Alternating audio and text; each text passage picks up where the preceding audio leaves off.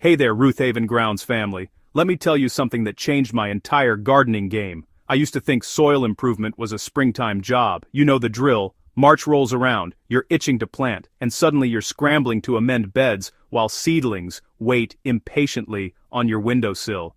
But here's the truth, nobody talks about enough. Winter is actually the absolute best time to fix your soil.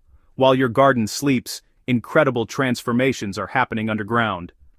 Today, I'm walking you through 7 straightforward steps that will have your soil in peak condition by the time planting season arrives. Trust me, your future self will thank you for starting now. Step 1. Test your soil. Knowledge is power. Before you do anything else, you need to know what you're working with. I know soil testing sounds tedious, but it's honestly one of the most valuable things you can do for your garden. You wouldn't season a dish without tasting it first, right? Same principle applies here. Grab a soil test kit from your local extension office or pick up a reliable home testing kit. You're looking for pH levels, nitrogen, phosphorus, potassium, and organic matter content. This baseline information tells you exactly what your soil needs rather than guessing and potentially making things worse. I've seen gardeners dump lime on already alkaline soil or add sulfur when it wasn't needed, creating years of problems. Don't be that person. The cool thing about testing now is that you have months to gradually adjust pH levels. If your soil is too acidic and needs lime, applying it in late fall or winter gives it time to break down and integrate naturally. Same goes for sulfur if you need to lower pH. These amendments work slowly, which is exactly what you want for stable, lasting results. Step 2. Clear and clean your beds. This step feels almost too simple to mention, but I promise it matters enormously. Walk through your garden and remove all the dead annuals, spent crops, and disease plant material. This isn't just tidying up, it's pest and disease prevention at its finest. Many garden pests and diseases overwinter in plant debris. Those innocent-looking dead tomato vines might be harboring fungal spores just waiting for spring. That pile of squash leaves could be home to squash vine borer eggs. By clearing everything now, you're breaking pest cycles before they start. I learned this the hard way after leaving cucumber vines in place one winter and dealing with bacterial wilt the entire next season. However, here's an important distinction. I'm talking about removing diseased or pest-prone material, not necessarily all organic matter. Healthy plant residue can actually stay and decompose in place, adding organic matter. Use your judgment based on what you grew and any problems you encountered during the season. Step 3. Add organic matter, the foundation of great soil. Now we get to the really good stuff. Organic matter is the secret ingredient that transforms mediocre soil into plant paradise. Whether you're dealing with heavy clay or sandy soil that drains too quickly, organic matter helps both situations by improving structure, water retention, and nutrient availability. I'm talking about compost, aged manure, leaf mold, or even shredded leaves. Spread a generous 2 to 4 inch layer across your beds. Don't worry about working it in deeply right now. Winter weather will help incorporate it naturally through freeze-thaw cycles, and soil organisms will do the heavy lifting for you. The beauty of adding organic matter in winter is that it has months to break down and integrate before planting. By spring, what looked like rough compost on the surface will have mellowed into your soil, creating that crumbly texture we all dream about. I've been doing this for years, and honestly, this single step has made the biggest difference in my garden productivity. My clay soil used to be concrete hard, but after several winters of adding organic matter, it's now soft enough to dig with my bare hands. Step 4. Plant a cover crop or mulch heavily. Here's where you have options depending on your timeline and situation. If you're doing this in early to mid-fall, planting a cover crop like winter rye, crimson clover, or hairy vetch is phenomenal. These plants grow during cooler months, protect soil from erosion, suppress weeds, and add nitrogen when you turn them under in spring.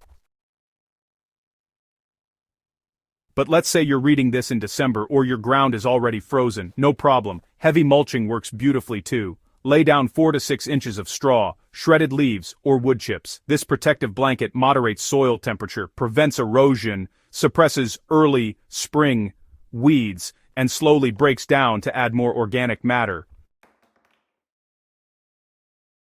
I alternate between cover crops and mulching depending on the bed and timing. My vegetable beds usually get cover crops in early fall while my perennial beds get mulched in late fall. Both methods protect and improve soil structure while you're inside enjoying hot cocoa.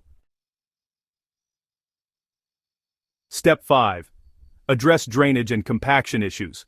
Winter is honestly the perfect time to fix major soil structure problems because, well, you're not worried about disturbing growing plants. Take a walk through your garden after a heavy rain, and just notice where water pools, or where the soil seems especially hard.